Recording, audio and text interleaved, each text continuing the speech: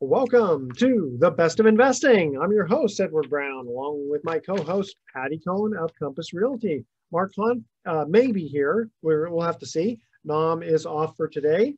Let's see. Our phone number is 888-912-1190. Use that number to answer the trivia questions for a 5-pack tanning certificate given away during the show.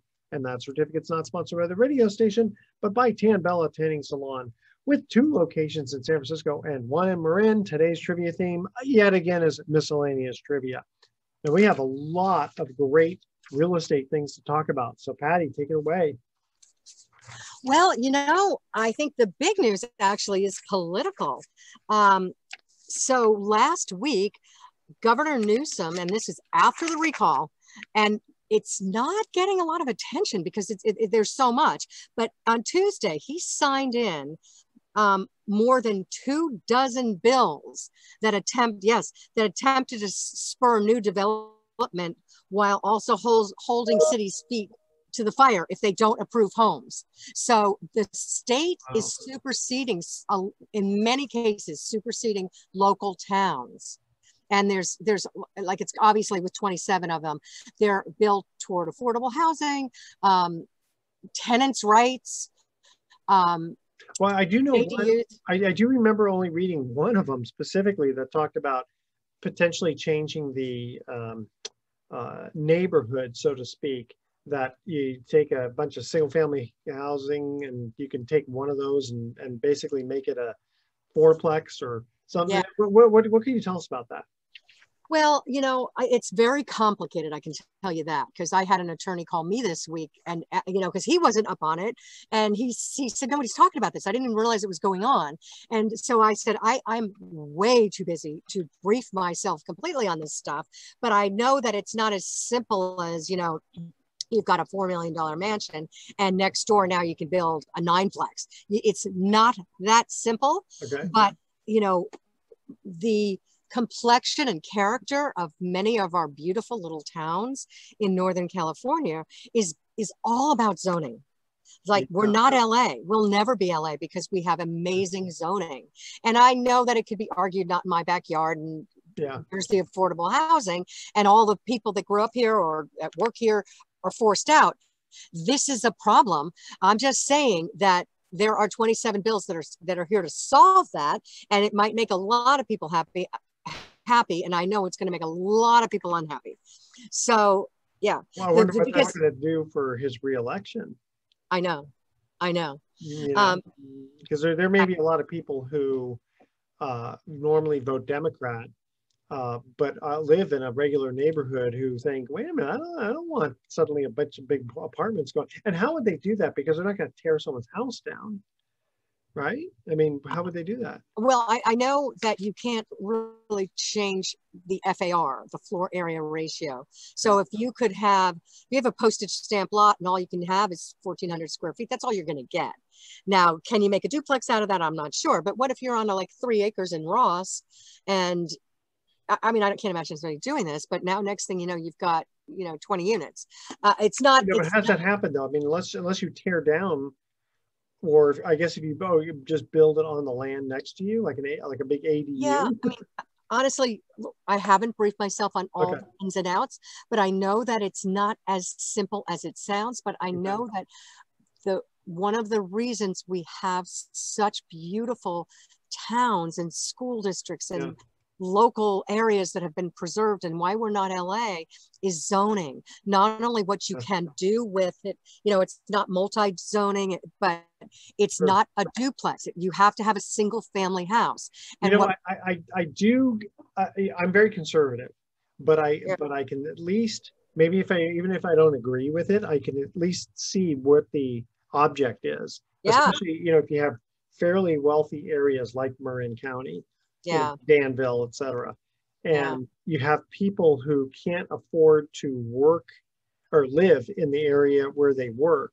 This is one way to solve that, potentially, if you have lower income housing. I don't like it because I know it kind of ruins the whole ambiance of all the neighborhoods, but I understand what the theory is. Yes. And like the big change was January 1st, 2020 with ADUs. And I think that's fantastic. Yeah. However, not always, because, you know, second units have been around just maybe like 10 years before that, where the towns had a stipulation that they had to have X amount of affordable housing units. And sometimes it was 6, sometimes it was 20, but they had to do that. And it was, and you could only, and a lot of times it was based on parking. Is there enough parking? Yeah. But now with an ADU, and then you still had your setbacks. So if you have a side yard setback, you still had that. You still had to provide parking.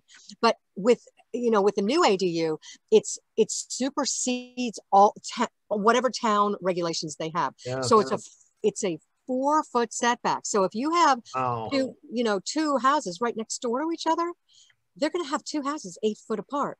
Now that could also be one of those neighborhoods like in Mill Valley or San Carlos, where they can barely park in front of their house as it is. Yeah. And now it's not about parking, because as long as you're, I think a half a mile from a bus stop. Now nobody really takes the bus in the suburbs. No. And you don't have to worry about parking. Yeah, especially when they're changing the bus routes all the time. You know, you do take the bus. Okay. Hey, tell you what, we're going to cut to our first commercial break. First trivia question: which Batman villain bases all of his decisions on the flip of a special coin? Call 888-912-1190. First caller with the correct answer is going to win that tanning certificate. Stay with us. The Best of Investing. I'll be right back. Welcome back to the Best of Investing. Edward Brown here, along with Patty Cohen. Both Mark Hanf and Nam Phan are off today. Our first trivia question: which Batman villain bases all of his decisions on the flip of a special coin? Patty, what's the answer to that? I don't know. I'm not going to take a stab at it. Two-Face. And if you remember, yes. Tommy Lee Jones, I think, played Two-Face on one of them, but then so did a different guy on another one. Anyway, okay. I want to make a quick mention here for the Tahoe Lakeshore Lodge and Spa provides guests with an all lakefront hotel in South Lake Tahoe, which did not get affected by the fires, which is nice. Where every lodge, room, and condominium has a view of the lake and the mountains. Guests can relax or play on over 500 feet of private beach. No added resort fees. Call 800-448-4577 or go to www.tahoelakeshorelodge.com.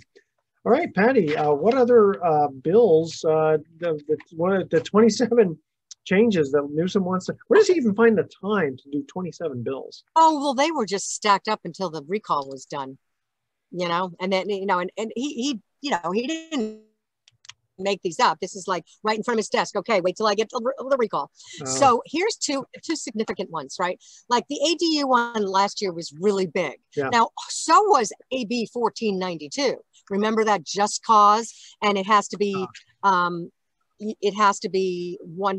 over 4 units. But guess what? If you didn't extend your tenant notice, then you're going to have to pay for them to relocate. And that's like, I mean, literally, I have a tenant that this week said, oh, by the way, you have to pay my relocation expenses and 1 month's rent. And I'm like, oh, by the way, I sent you a notice before that time saying I was exempt. This property is exempt. But if you didn't do that. Wait, hold on. The audience may not be familiar with that AB 1492. Go ahead.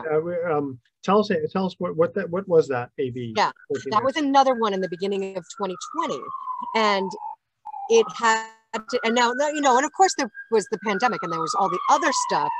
Sorry about this right here. I mean, everybody's hair is on fire. That's like, this is alarming. Like, there's no accident that happened right now. This is alarming stuff, and nobody's talking about it. Like, you know, sound the alarm. So AB 1492, and this was pre-pandemic. And then pandemic, we had all the other stuff where you can't evict. But pre-pandemic, 1492 or 82, I think it is. I forget which one. But it says that and it scared a lot of people that you can't evict people without just cause. And what is just cause? Like you're either selling the place, an immediate family member's moving in, or you're taking it off the rental market for whatever, or you're doing some renovations where like it's unlivable. But you can't just like ask your tenant to leave. Or the tenant hasn't paid rent, right?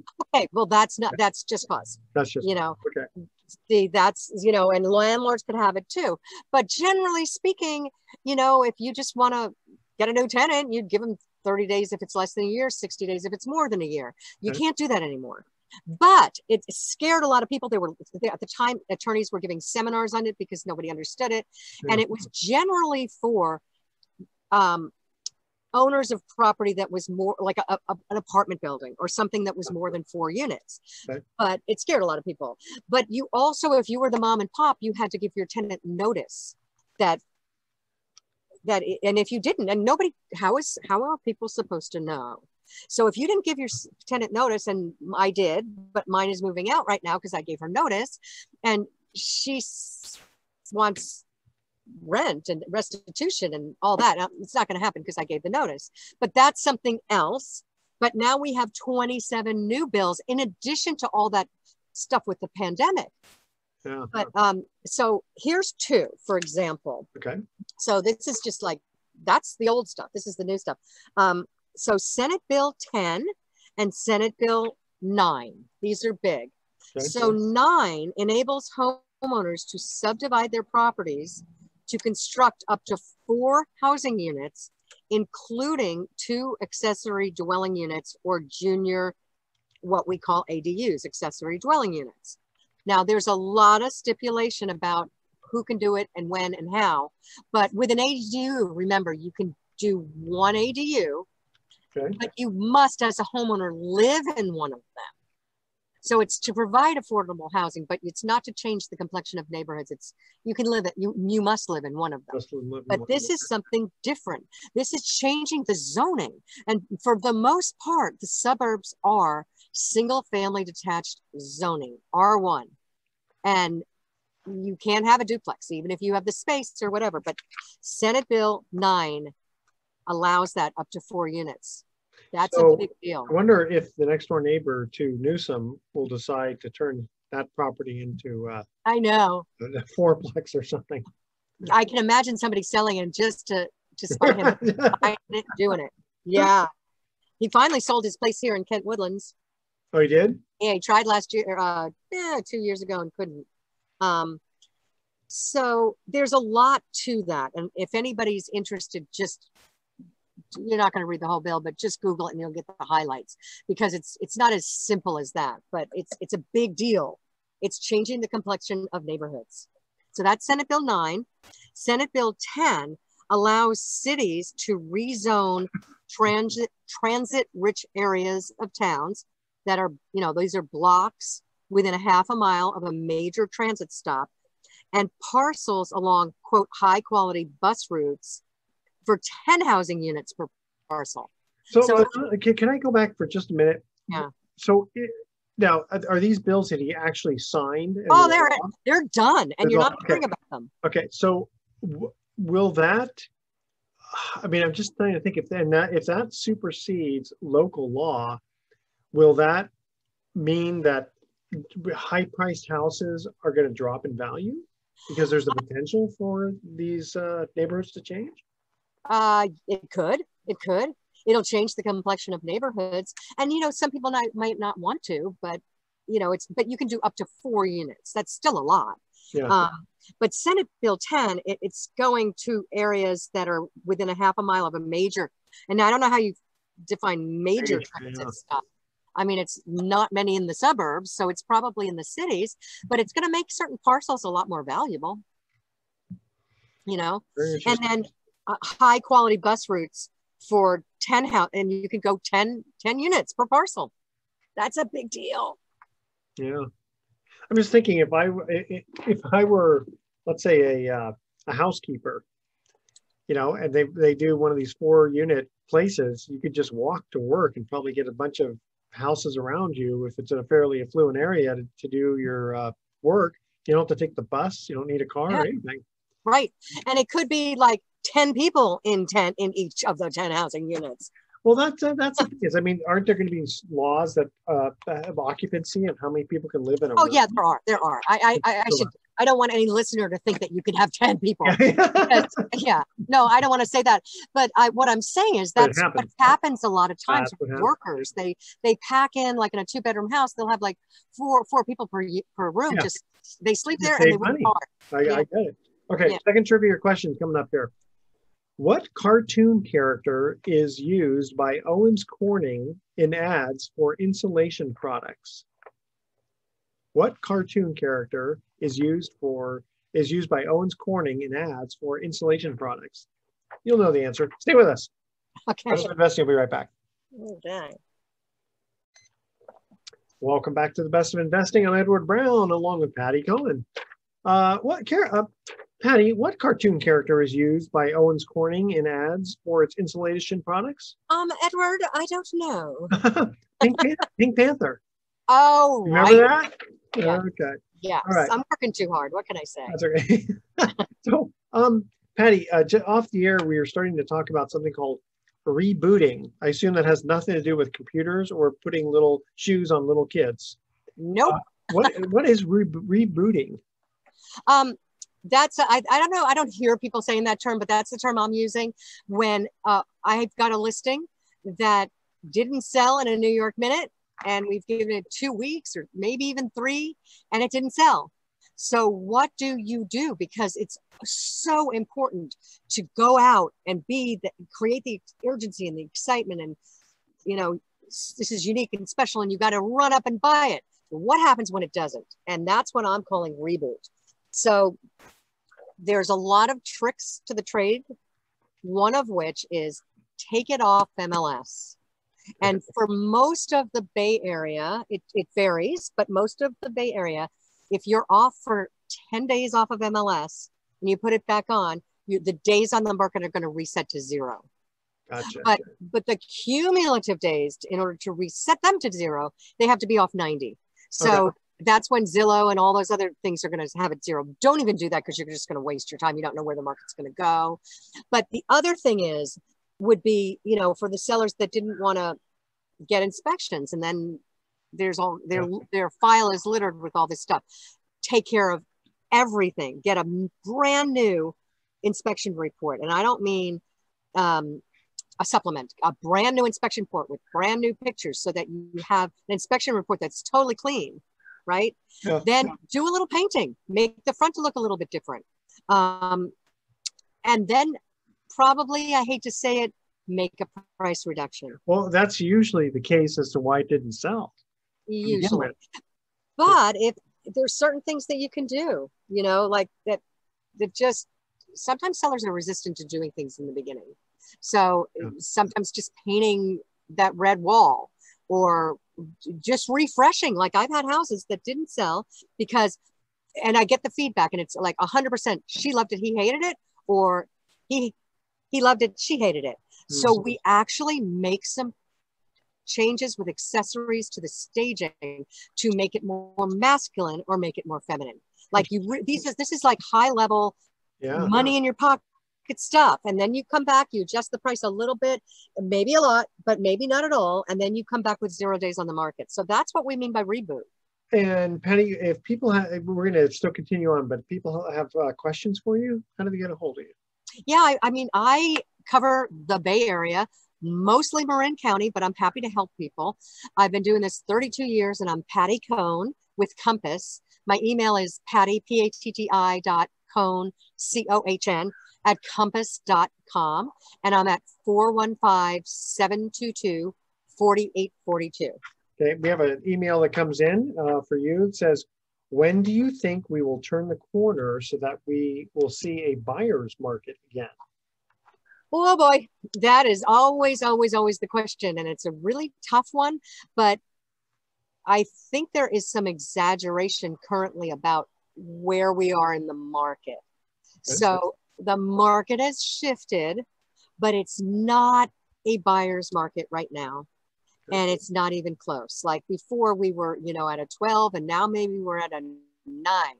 But absolutely, there's still properties going hundreds of thousands of dollars over asking. Wow. And the luxury market is still very, very strong. I mean, that's when you see things for 55 million and people are bidding up $8 million houses, and they're three of them paying cash. So there's money out there, and it's not a buyer's market yet. So the question then becomes, okay, well, what if rates go up in 2022? They're talking about that. Is that going to shift the market? Maybe. It's right now in the Bay Area.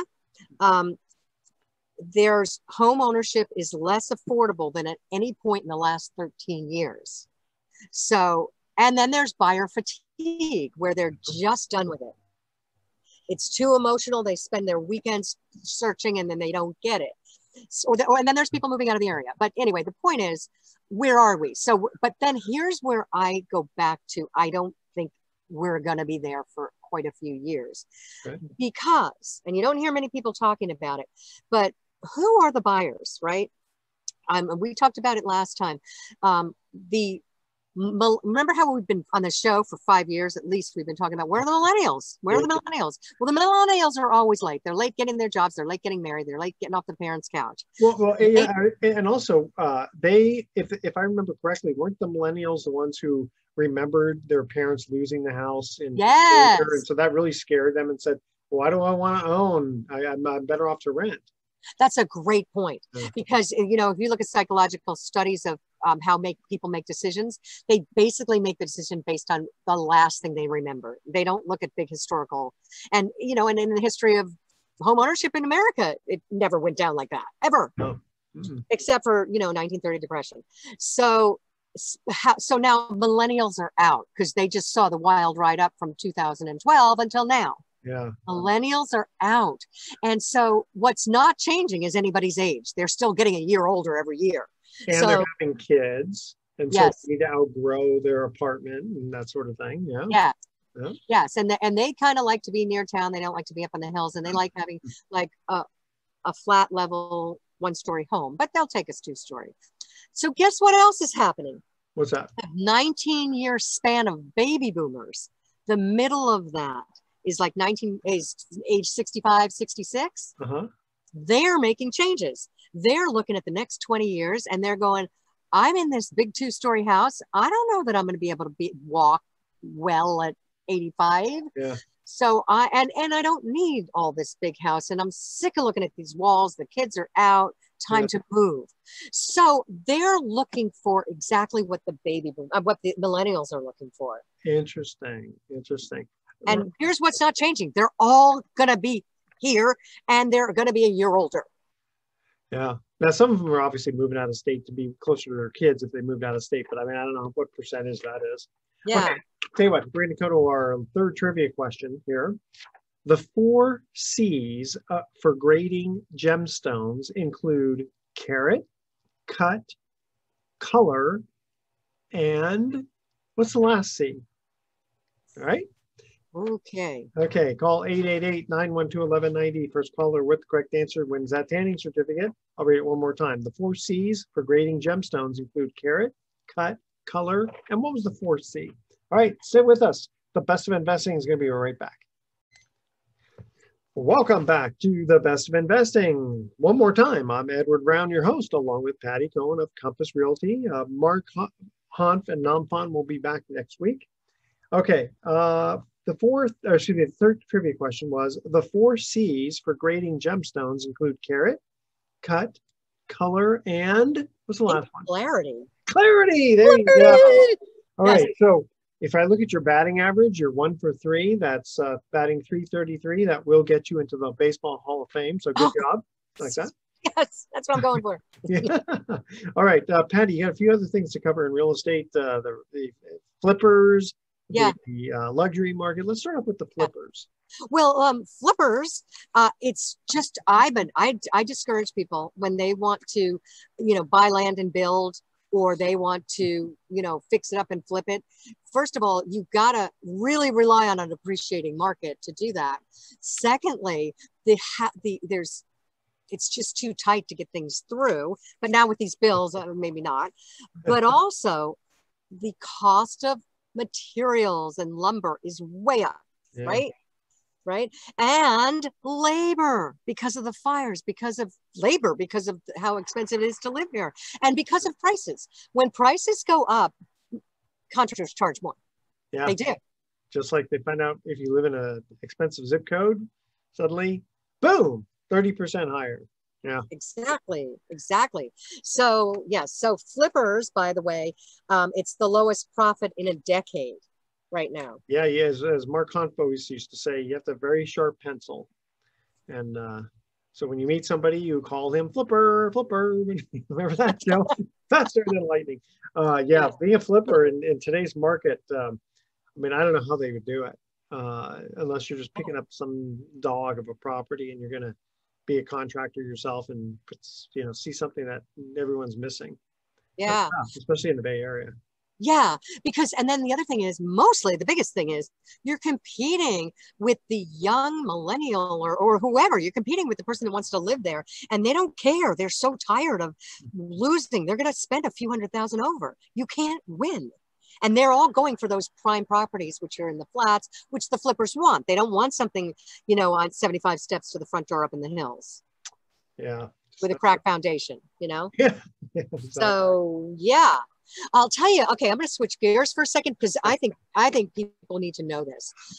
Because of the fires, that's what triggered it for me. Be careful because it's very hard to get in certain places. It's hard to get insurance for your home. So my insurance expired in sometime. I mean, I don't know when it expires. I just keep going, just keep paying. But I went I went to put some rings on my policy. And so that, so I wanted to insure some diamond rings. That's clear. Gotcha. Okay. Yeah. And then my insurance agent goes, oh, wait a minute. Your policy expires tomorrow and they dropped you. And now I'm in the flats. I'm not in a heavily wooded area up in the hills. And she's like, yeah, they dropped you. And I'm like, I didn't even get that notice, but maybe, and I'm just saying, I probably got a notice 60 days before because you have to do it. They didn't tell her because she would have told me because she's paying attention. That's her job. I rely on them. Yeah. But I think that all of us get so much stuff in the mail regarding insurance and all this stuff. Yeah, you would think that your agent would have gotten notice, don't you think? That's what I said. And she said, I promise you I did not. Okay. Well, I mean, I trusted. I'm just thinking it's a lot that she didn't, but okay. Yeah. So she scrambles to get a policy. My policy was around $3,000. The cheapest she could find was $8,000 a year. Oh my God. Yeah. And she said, now listen, she did me a favor. She's like, that's just the ones I broker. So try State Farm. And I'm telling this to the listeners, State Farm and one other, and maybe Farmers, maybe. Yeah. So I picked up State Farm because their commercials are great. I love Jake. Yeah. And I have a new policy. Everything's fine. It's another $3,000 again, and it's all good. Okay. But read that stuff. You could be dropped out of nowhere. I had no claims. I had no fires, and nobody around me had fires. Yeah, so, I've had State Farm since 1986, and they've actually been very, very good to me. I only had one incident with them that had to do with my daughter's car. That was frustrating, but other than that, they've been very good. Well, that's why they're very good to you, because you probably don't have a lot of claims. But in 1986, they were known, and for a long time, they were known as the best for handling claims. Yeah. And that's not so anymore. From what I hear, I'm not talking them down, but but that's a big deal for everybody, because watch out. You don't have to be in the brush, you know. And it's interesting because where I live. I live in the hills, and you'd think that I would have problems, but I guess they figured out that we were pretty good about keeping brush down, and we have a little homeowners association, a small one that basically kind of gives you the hint that these are the sort of things you need to do. And I actually had invited the fire marshal to our house one time in the beginning, say, what do I need to do? And he taught me certain things of what we needed to do. And so we just do it, and it's no big deal. And fortunately, we have not had any fires.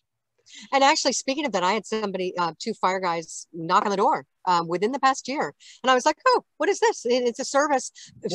Some bill that was passed funded them, and they go walking around and knocking on doors and telling people how they can be helped. But anyway, so be careful about your insurance, pay attention, and State Farm is a good one to go to.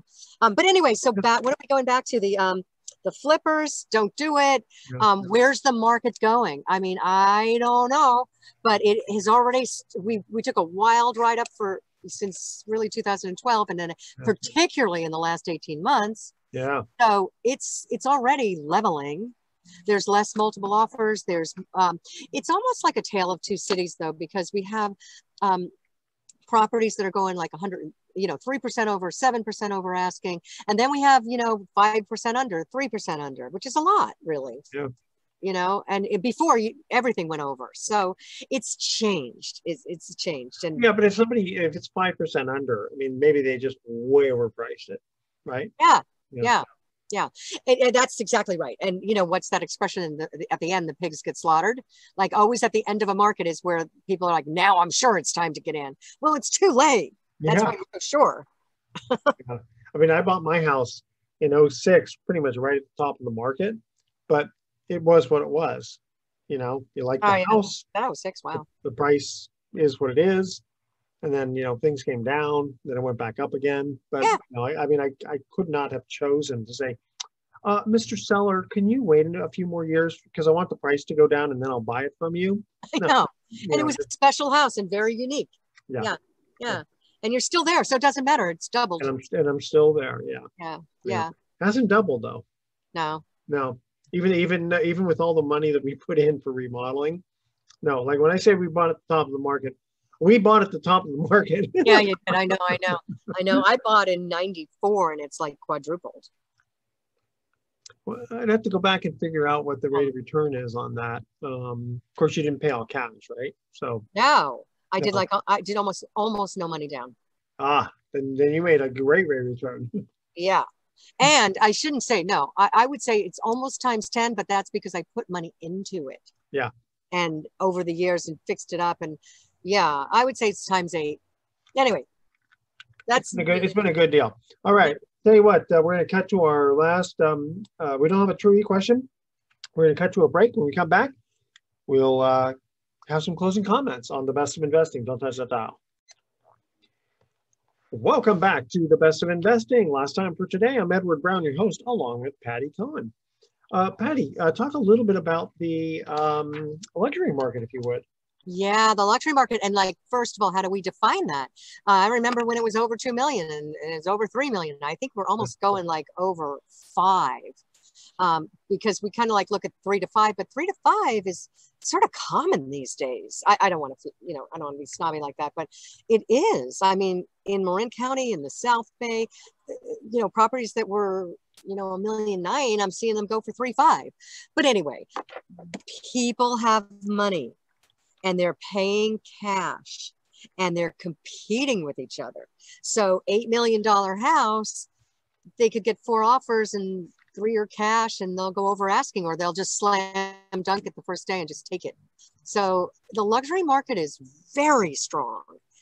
And sometimes that's about second homes. Sometimes it's about, again, staying away from the stock market and parking money. It's not like they're parking. They're going to live there, but they believe in the real estate market.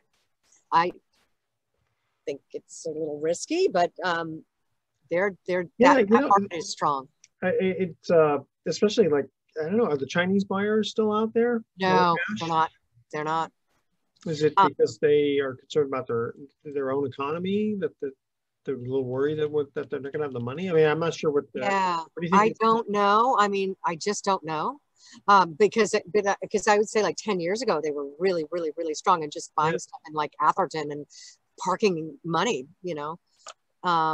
changing neighborhoods really. When, a 30-year block where it was a Leave It to Beaver neighborhood, 30-year block now is just sitting there vacant. Anyway, because it's just literally parking money. But that's not happening as much. It's just not. It's people with second homes and people have money. It's amazing. So for those ones where they're just keeping it vacant to park money, they're still, I assume they're still keeping it up, like the gardener, the weeds, and all that stuff, right? Yeah, I'm sure some lucky person just gets to live there and works on the house. And when watches it, yeah. Yeah. That's a good idea. Boy, yeah. I can't imagine It doesn't make sense to rent it. Like if you put 10,000 in and you get like $20,000 rent. I mean, if you put 10 million in and you get 20,000 rent a month, it's not really worth it. It's funny because I remember Mark and I had gone to West Palm Beach, and some of those houses. I mean, you look in there and you can tell this thing is vacant, and those things were worth like seven. We looked online. One of them was 70 million. Another one was $100 million. It was just this beautiful, palatial place right on the beach, and just it's just huge, right? Yeah. You could tell somebody was like mowing the lawn. But other than that, you could look in there and you could say, you know what, nobody lives here. Yeah. In fact, nobody's even vacationing here. Yeah. And that could be a second, like I know some people that have like second or third homes and they're there like, we're going to sell it. We're only here like once, twice a year. In fact, we haven't been here in about 5 years, actually. Yeah. That's it. I mean, it's not like their goal is to park money. Their goal is to like, let's get a third home. And it just sits there. Yeah, I see. It's funny because my wife and I talked about like getting a second home, and I said, well, what if I don't want to go there all the time? I don't want to just go sit there and the real estate taxes and insurance and upkeep. I'd rather just save money and let's just vacation anywhere we want. Now, that being said, I didn't invest it in real estate for the appreciation that I could have had. So maybe I missed out on that. Well, this hour went very quickly. Yes, it did. Are you ready for our thoughts for the day? Yes, and you got to talk about Pacific Private Money too. And how do they? You know what? Check us out at pacificprivatemoney.com, and we'll get into all of that next time. Okay. Here's our thoughts for the day. When ostriches are in a group, it's called a flock. But if they go it alone, they are ostracized. That's how that started. You like that? Okay. And why shouldn't you yell into a colander? You'll strain your voice. Like that? Okay. Yay! Like these clean daddy jokes, as they say. All right, tune in next week. Tune in next week to the Best of Investing. We'll be giving away more free prizes for answering trivia questions. Thanks for listening. On behalf of our team, I'm Edward Brown, wishing you the best of investing. So long. Woo.